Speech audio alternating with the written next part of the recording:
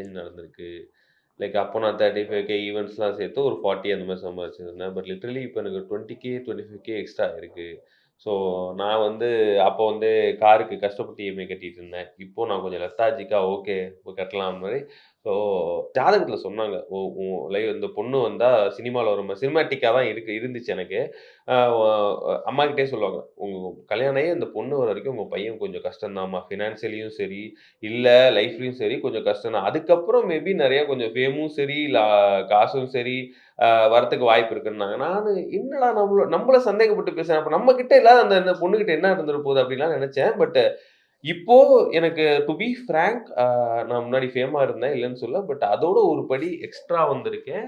Only because of her and her hard ஒர்க்ன்னு சொல்லுவேன். ஏன்னா பிரெக்னன்ட்டா இருக்கும்போது கூட 9த் மந்த் கூட நான் தூங்கிட்டு இருப்பேன். டேய் வொர்க் போயிட்டு வந்து டயர்டா இருக்குன்னு சொல்லுவேன். அவ எந்திரிச்சு அ வீடியோ பண்ணலான்னு கூப்பிடுவா.